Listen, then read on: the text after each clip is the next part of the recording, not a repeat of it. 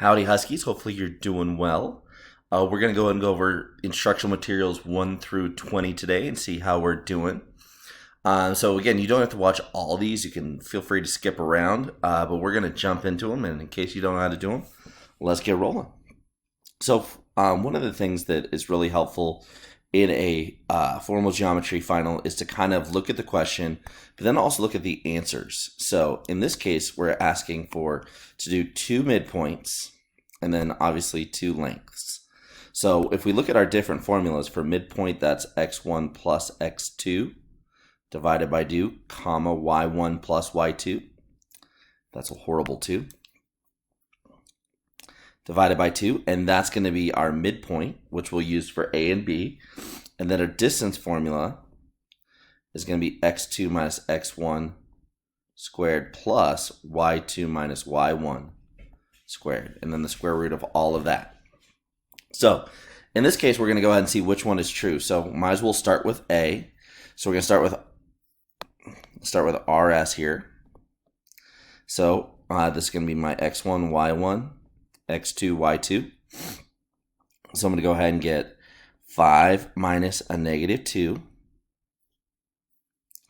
and then squared plus, and then we'll have negative 1 minus a negative 7.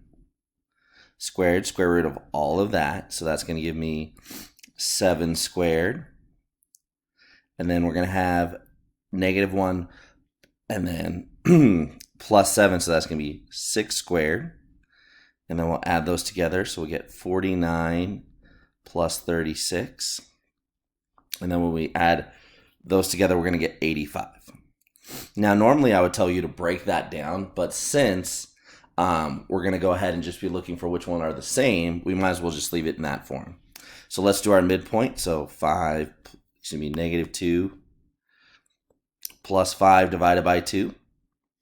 And then negative 1 plus a negative 7 divided by 2. And that's going to give me 3 halves. And then I'm going to have, let's see, that's going to be a negative 8 divided by 2. So that's negative 4. Alrighty. So we have our distance and we have our midpoint. So in this particular example, this is going to go ahead and be the 1. So let's go ahead and show you how that's going to work. So for the y, for the midpoint, we're going to get negative 3 plus 6 divided by 2. And then 3 plus a negative 1 divided by 2. And so this is going to be 3 halves, comma 1. And then again, we have the same x value. So that's why that is our answer. So number 1 is A. You can see that they definitely have different midpoints, and to make sure that this video doesn't go on for a million years, we're not going to do the distance formula just to prove that that doesn't work. Alrighty. So this is a multiple select. You're going to see all of your multiple selects are going to start with an F, and there's no guaranteeing how many they're going to have. It could have 2, it could have 3, it could have 4. It just sort of depends. So it tells me that LM and LO are congruent but not on the same line because they're not collinear. Okay, so which one of these can be coordinates for O? So the first thing we got to find out is what is the length of LM. So we're going to do LM to start. So x1, y1, x2, y2. So this is going to be negative 2 minus 3 squared plus negative 5 minus a negative 8 squared, square root of the whole thing. So that's negative 5 squared plus 3 squared. So we're going to go ahead and get 25 plus 9 is going to be 34. Again, so normally I would say let's break that down, but in this case we're going to go ahead and say, all right, we don't need to break this down because we're just going to say which one of the following gives us the same answer. So the answer is going to be G, and then I, and J. So I'm going to show you one that works and one that doesn't work. So let's start with what we would say is, I'm just going to call this LF because it's going to be L and then point F. So we're going to get negative 7 minus 3 squared plus, and then a 2 minus a negative 8. squared. And you don't have to do the entire process to realize that this isn't going to work, because this is negative 10 squared plus 10 squared, and there's no way that that's going to be 34. So you can cross that off your list right off the bat. So let's see one that does work. Again, this is going to be my x2, y2. So I'm going to get 0 minus 3. We'll call this LG.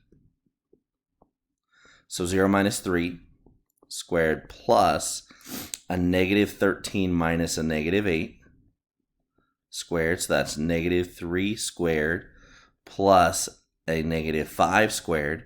And then whenever you square a negative, remember that's going to turn it to be positive. So both of those are going to make it a positive 34.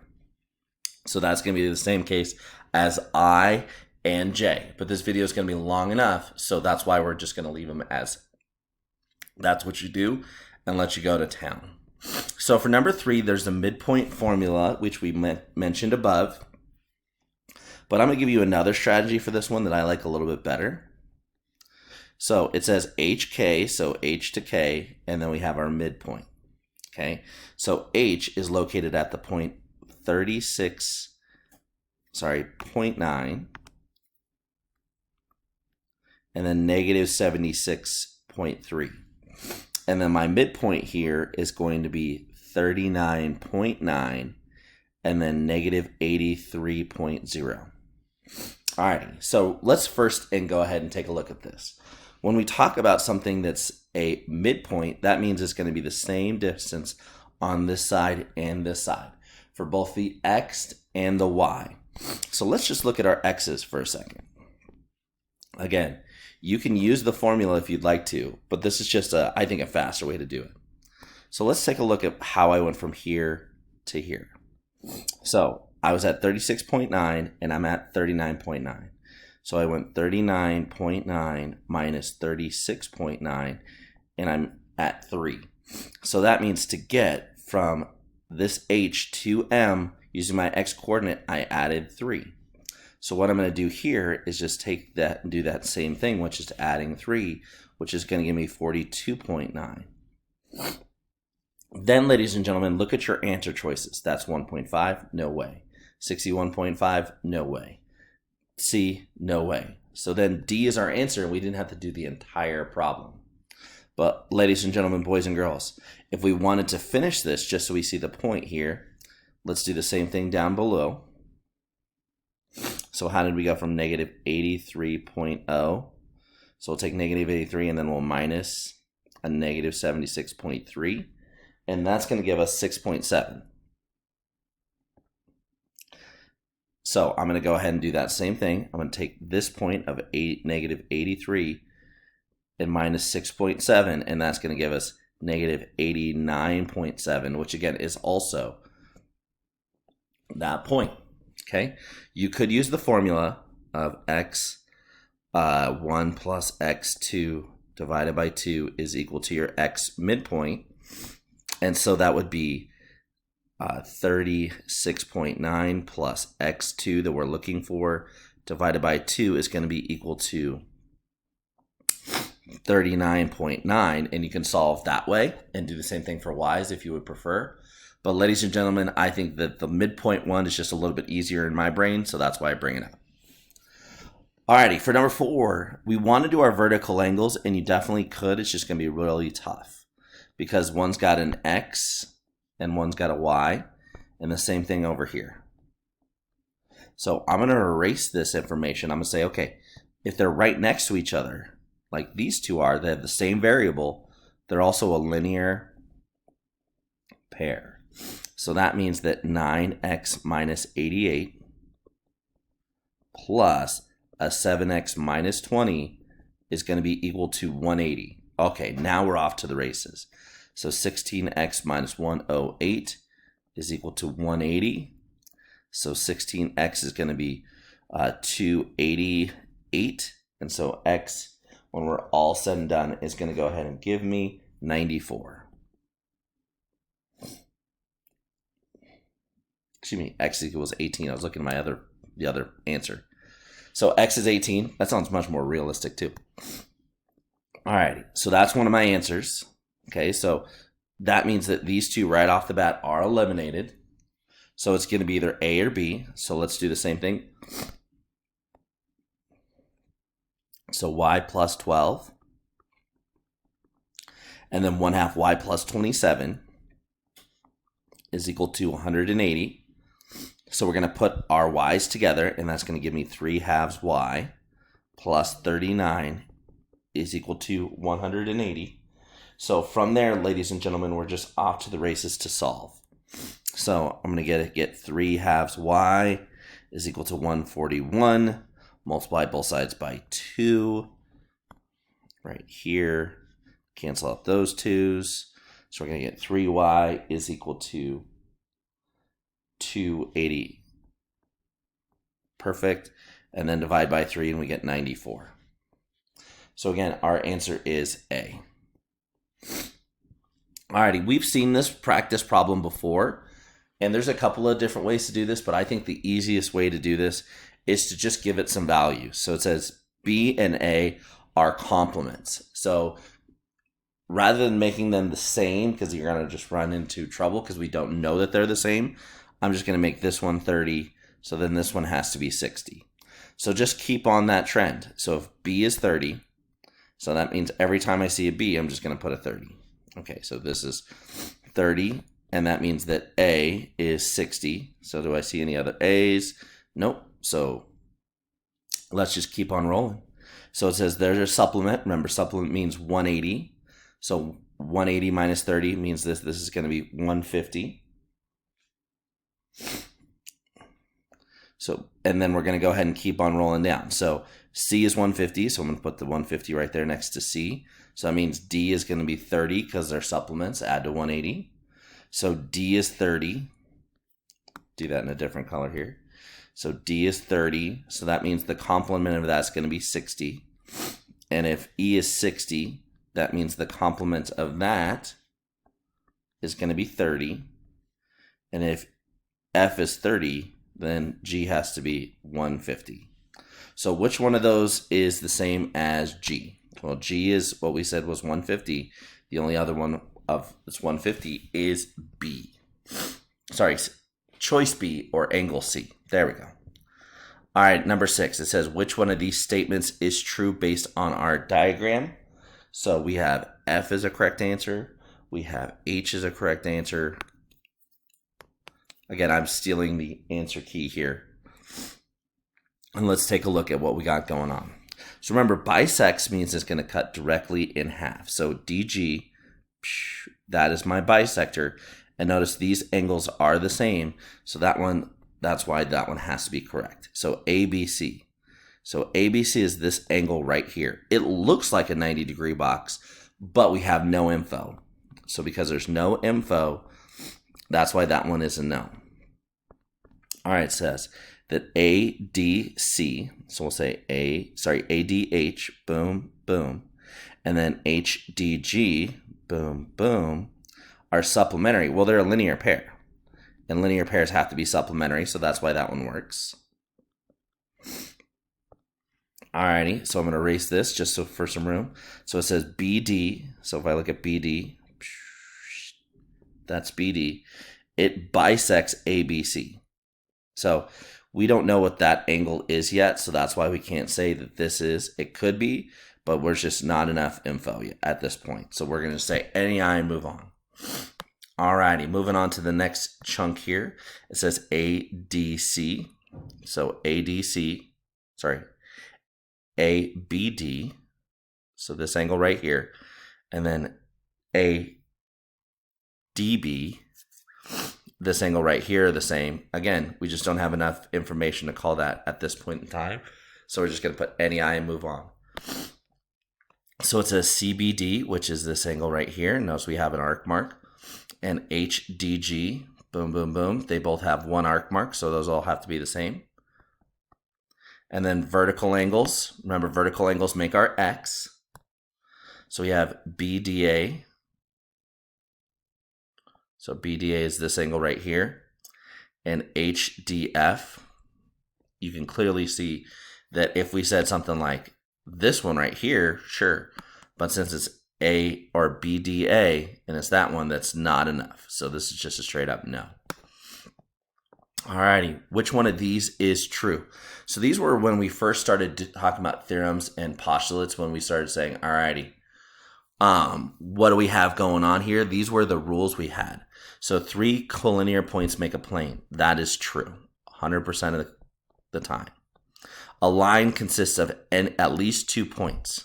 That is also true.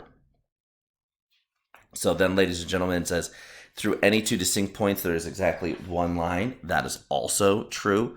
Again, these are like our basic theories of geometry.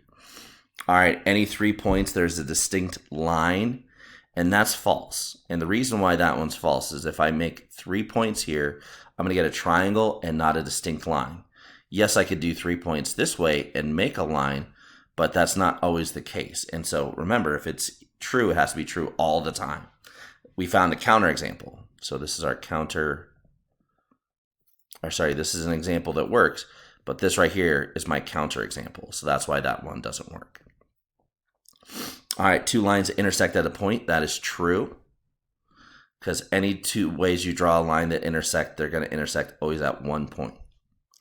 And then last but not least, 2 planes intersect at a point. That's false.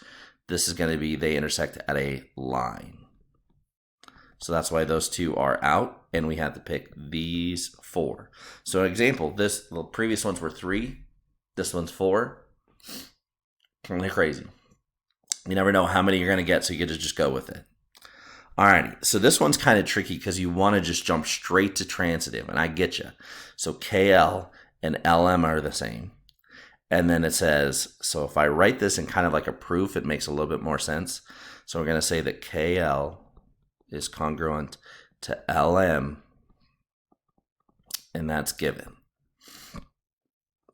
And then we know that KL is equal to 8, and KM is equal to 8, so that's also given. So I'll put my 8s there. So KM is 8, and then KL is 8. Alrighty. So then it says, why is KL congruent to KM? Well, the best way we would say that would be the definition of congruent segments, because it says it's congruent. It doesn't say why they're equals. So this would be if they're equal to each other. But since we're saying that they're congruent to each other, that's why we have to go D. So that basically means they skipped a step saying that KL is equal to KM, and that would be transitive property. But when we say that they're congruent, which is what the question's asking, that's why this one's tricky. That's why this definition of congruence. I actually had to look at that one and go, what the H? Alrighty, let's look at this next one. So whenever you have these, the easiest way to do this type of example is just to do the proof. Alrighty, so it says we're trying to prove that something is supplementary. So it says EFG, and then GFH. So that right there is going to be supplementary. I think that I would, if I was doing the proof, I would say it's given because of our diagram, but it's just technically our supplementary angles or supplement theorem. Then you're going to say that they add up to 180 degrees. So I said that they're supplementary. Now they're equal to 180. That's definition of supplementary. And then we're going to say, okay, well, I'm taking this right here, and we're saying, and we're using it right here. So that's definition of congruence. So we've done a couple. Let's see if we can go ahead and eliminate right off the bat. So that talks about linear pair being in the wrong place, so that's out. Another linear pair in the wrong place, that one's out. So definition supplementary equals definition of equality. That one's out because there is no definition of equality. So that means our answer has to be C, and we don't even have to finish it up. Okay, but this is the last part would be substitution and then definition of supplementary. So you can finish it out if you want to, or you can play the elimination game. That's up to you too. Do whatever's easiest for you, but don't spend all the time in the world because your final is limited on time. Alrighty, number 10 here, sports fans. It says, which of the following explains how they're going to go ahead and make this work? So the first thing you're going to look at is that first sentence. So it says these are opposite rays. So these are opposite rays. And then it says vertical angles. There's no vertical angles. Remember, vertical angles are when you make an X. So this one, because of this vertical angles, the opposite rays is true. But as soon as they said vertical angles, that's out. Notice we have vertical angles again right here. So B is out. We haven't even done any problem yet. And we could say that this doesn't work. All right. So now our next two, if we look at this, are pretty similar. So we have X is 25 and X is 10. So now we actually have to do it. So this is a straight line. So we know that 2X plus 4X plus 30 is equal to 180 degrees. So this is going to be 6X is equal to 150. So X has to be 25. Boom. Just like that, we are done with number 10. Okay. Alrighty, moving right along here. So we have another proofer one here. So it says that these two are supplementary. We got that. Perfect. It says that this is 135, and I'm trying to prove that that is 45. Alrighty, so they've written down, we have a given here, two pieces of given, two pieces of given.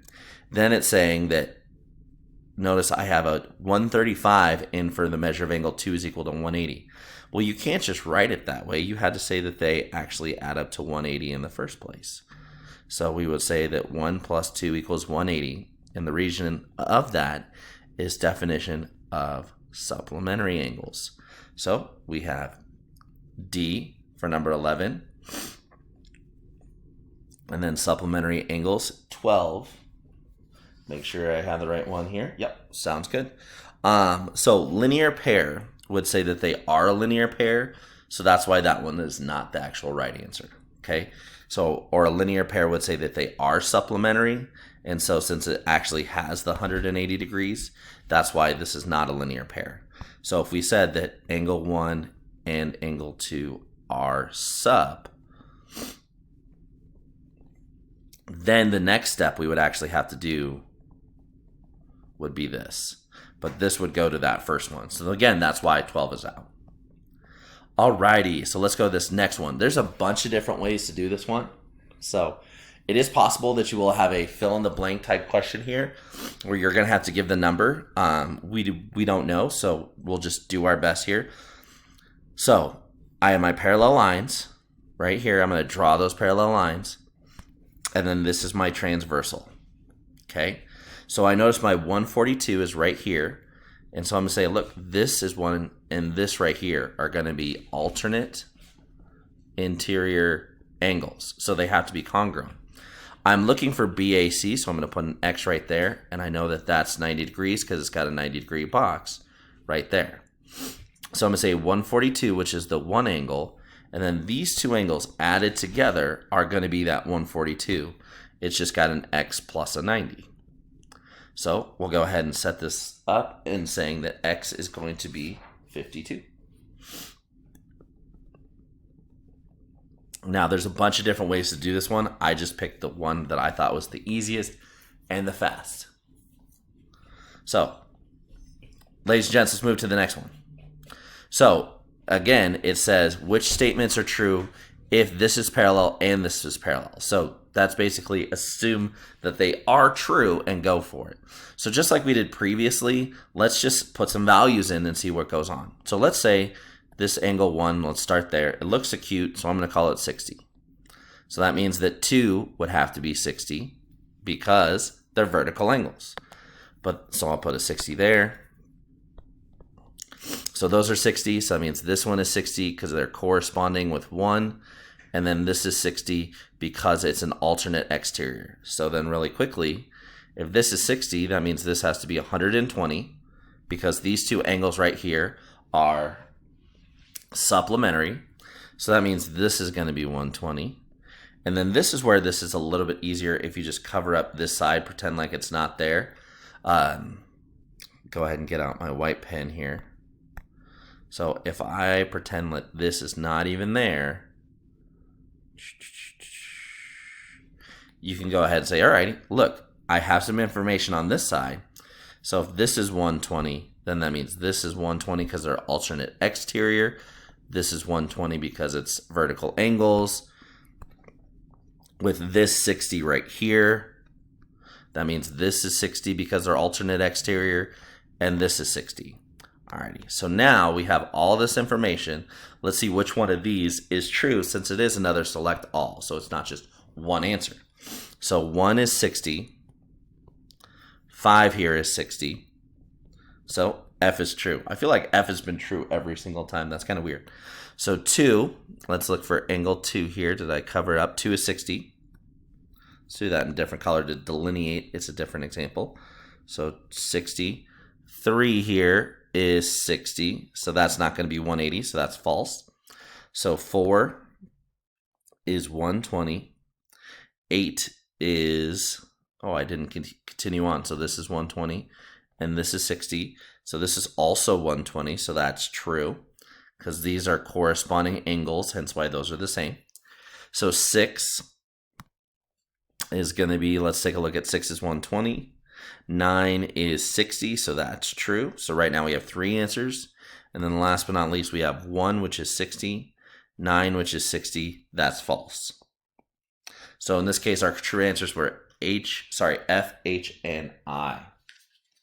Again, we have a bunch of different answers. That's totally okay. Alrighty, so we have another one where we might as well just do the proof. So if I look at the proof here, it says that these two lines are parallel. And I'm trying to prove that 3 and 6 add up to 180. Now, I could probably do this a lot quicker than this proof, but since I have to follow kind of their lead, it is what it is. So we'll just kind of roll with it. So first it says my given, perfect. So then it says alternate interior angles are congruent. Okay, so my alternate interiors are going to be 4 and 6. And then my other ones are going to be 3 and 5. So let's look at what my answer choices are. So I have 3 and 5, which is perfect. But then I need 4 and 6. I don't have 4 and 6. Okay. So I've already put that one in. So then let's go ahead and look down here at 16. Notice that sometimes with the proofs, all you need to really do is just look at the one right above it to kind of see what's going on. And it says that right above it that it's supplementary, adds to 180. And that's what we wrote down. So that's just the definition of supplementary. Cool. Let's see, do we have definition of supplementary? Perfect. C is our correct answer, and we're done. Alrighty, 17. So for number 17 here, ladies and gentlemen, boys and girls, it says based on the diagram of what we have below, which is true. Okay, so the first thing I want you to notice is that the only arcs I have is right here and right here. I have no parallel line info. Okay, so right now, there's not a transversal that connects 1 and 4. And I have no information about 2 and 3. So this is actually one of those where they don't give you enough information. They know it. And so that's why the answer choice is D. None of the above. All right, number 18, it's another one that we've done before. So the idea on this one is just take away one of your angles, one of your parallel lines, and then you can see that this one right here and this one right here are alternate exterior angles. So we're going to get 3x minus 27 is equal to 1/2 x plus 17. Now I'm going to do a unique fun trick here because that's a fraction. I'm going to multiply everything by 2, which is my denominator down there. So 6x minus 54 is equal to 1x plus 34. I like doing this because it makes my life a lot easier with my fractions. Some people like it, some people don't. It's up to you. So now I'm going to solve. So I'm going to bring this x over. I get 5x. Bring this over. I get 88. And that's super fun. But if I look at all of my answer choices, it says they're all decimals. So I did things right. It says round to the nearest 10th. Okay. So x is going to be 17.6. Alrighty. So now let's bring back this part. And now I'm going to erase all this shenanigans, pretending like that doesn't exist. and say, okay, these are alternate interior angles. So I would say that 1/2 x plus 17 is equal to 6y. I think that's a minus 7. There we go. All right, well, we know what x is. So it's going to be 1/2 of 17.6 plus 17 is equal to 6y minus 7. All right, so we're off to the races in solving. So this is going to be 8.8 plus 17, which is going to be 25.8 is equal to 6y minus 7. So bring that over, that's going to be 32.8 is equal to 6y. So when we're all said and done, y is going to be pretty gosh darn close to 5.5. Alrighty. So number 19, they're trying to say what is the distance between a point and a line, but rather than you doing the entire problem, because the entire problem, again, is a lot of work, they're just saying what would be the distance between a line K and this point. So the first thing that you're going to do is look up here and say, remember, the distance between, if I do a line and a point, it needs to be perpendicular. Perpendicular means opposite reciprocal slope. So I'm going to take my slope there, which is 2, flip it and change the sign.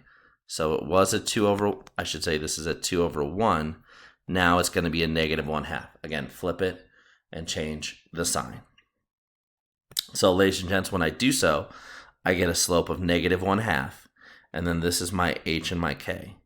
So y is equal to a x minus h plus k, where a is my slope and h and k is my point. So we get a negative 1/2 and then x minus 0 plus 0. And so when we go ahead and we multiply this out, and we get y is equal to negative 1/2 x. And we're done. Easy peasy lemon squeezy. Alrighty. Last but not least here, we made it finally to number 20.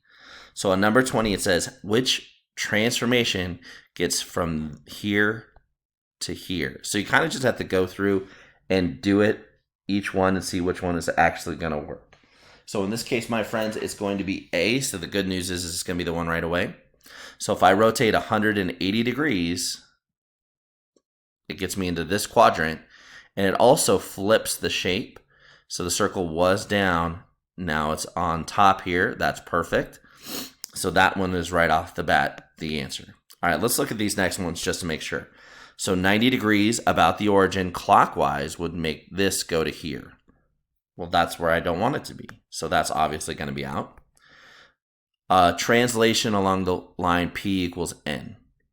Okay, so P equals N. Well, if we rewrite this as our X and our Y, so then we would say Y equals X. You can't really translate along a Y. You need points to do that. So that one's off. But D for sure is when we're going to use this Y over X. And so Y over X would be like this. So this image is on that line. So it's just going to flip around that line. It's not going to go to the other quadrant. So that's why it has to be A. All right, ladies and gents, hopefully this video was helpful and hopefully it filled in some areas that you needed help with. The next video will be 21 through 40. See ya.